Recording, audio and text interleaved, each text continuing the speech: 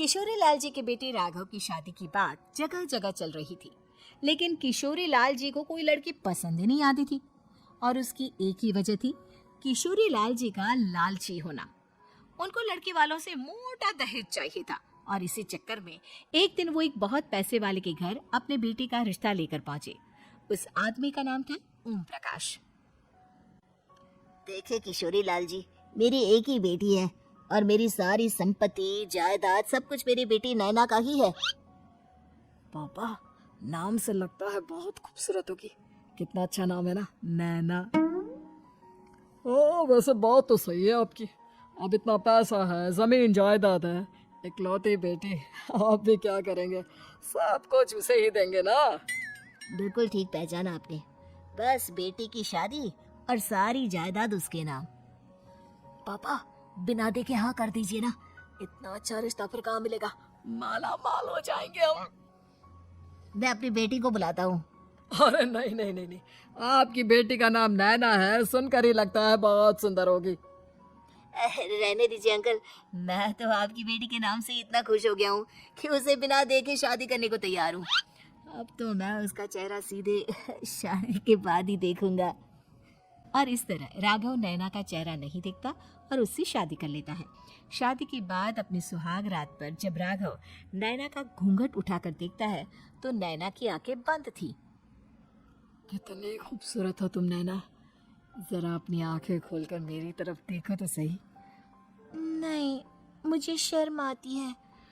अरे, मैंने तुम्हें शादी से पहले भी नहीं देखा, और अब अगर तुम आंखें खोलकर मुझे देखोगी भी नहीं तो मुझे अच्छा कैसे लगेगा?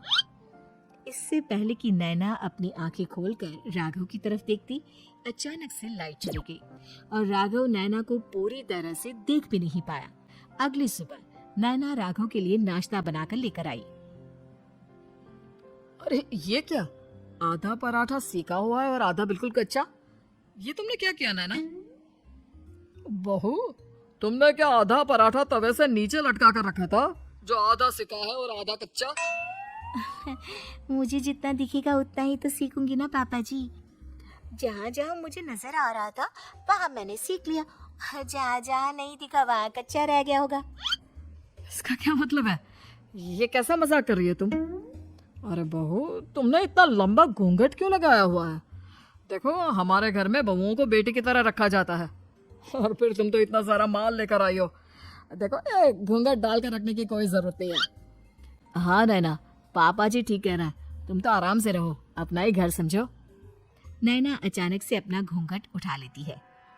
अरे ये क्या पापा, नैना की तो एक आंख फूटी हुई है। नाम से नैना, लेकिन ये तो कानी बहू निकली। मेरे साथ धोखा हुआ है, धोखा। बिना दिखाए अपनी कानी लड़की मेरे संग ब्याह दी। मुझे कानी पे भी नहीं चाहिए। मुझे अभी ओम प्रकाश जी से बात करनी पड़ेगी। आखिर उन्होंने मेरे साथ ऐसा किया क्यों? अरे, आप लोगों ने ही तो पापा से कहा था कि आप लोग शादी से पहले मुझे देखना नहीं चाहते। अब मेरे पापा पर क्यों इल्जाम लगा रहे हैं? अरे लेकिन उन्हें बताना तो चाहिए था ना कि तुम कानी हो, एक आंख से तुम्हें दिखाई नहीं देता। किशोरी लाल और राघव नाराज होकर ओम प्रकाश को अपने घर बुलाते हैं। पापा जी, ये आपने क्या किया? शादी से पहले बताया क्यों नहीं कि नैना की आंखों में परेशानी है? अरे आप ही ने तो लड़की देखने से मना कर दिया था। अरे लेकिन आप बता तो सकते थे। आपको तो हमारी बेटी की प्रॉपर्टी चाहिए थी, वो भी पूरी की पूरी। अब क्या हुआ अगर उसे आधा दिखाई देता है? प्रॉपर्टी तो आपको पूरी मिल गई ना। अरे ये क्या बात हुई? मेरी शादी प्रॉपर्टी से नहीं, आपकी बेटी से हुई है। अब ये तो पहले सोचना चाहिए था, तब तो मेरी प्रॉपर्टी देखकर तुम्हारी जुबान लप लप आ रही थी। लेकिन मैं कानी लड़की को अपनी बीवी बनाकर नहीं रख सकता। पापा कुछ करिए ना आप। हाँ करता हूँ। देखिए ओम प्रकाश जी, आप हमारे साथ ऐसा नहीं कर सकते। और तुम देखो, अगर तुमने मेरी बेटी से शादी तोड़ी ना, तो जो भी प्रॉपर्टी मैंने तुम्हें दी है वो तो पूरी की पूरी वापस ले ही लूंगा और आधी प्रॉपर्टी तुम्हारी भी लूंगा। अरे मेरी आधी प्रॉपर्टी भला क्यों लेंगे आप? इसलिए क्योंकि मेरी बेटी को आधा नजर आता है और उसकी नजर अभी तक तुम्हारी आधी जायदाद पर ही पड़ी है। अब तुम उसे घर से निकालोगे तो कुछ तो लेकर जाएगी ना। और अगर हम आपकी बेटी को अपने घर की बहू बनाकर रखे तो? तो तुम्हारी पूरी प्रॉपर्टी तुम्हारी ही रहेगी, और जो मैंने तुम्हें दिया है ना उसमें से बस मैं आधा लेकर जाऊंगा। अरे लेकिन अब आप अपनी दी हुई प्रॉपर्टी में से आधी वापस क्यों लेकर जाएंगे?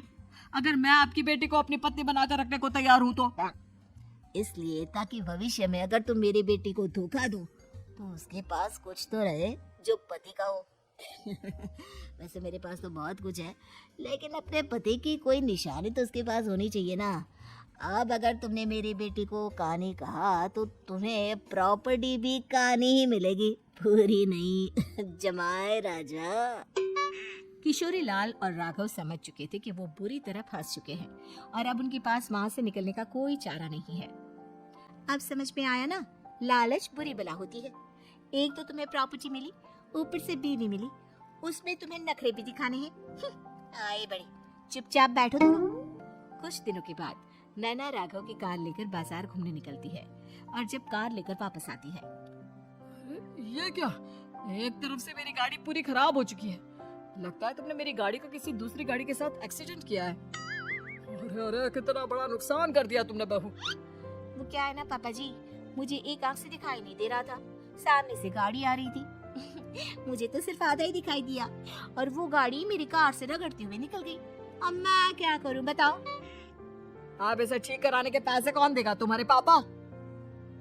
तुमने मुझसे इस तरह से बात की? अभी रुको। नैना राघव की शिकायत ओम प्रकाश को कर देती है। देखो राघव, अब जो मेरी आधी प्रॉपर्टी तुम्हारे पास थी ना उसमें से आधी और मैं लेकर जाऊंगा, क्योंकि तुमने मेरी बेटी को डांटा। अरे नहीं नहीं पापा जी, गलती हो गई, माफ कर दो।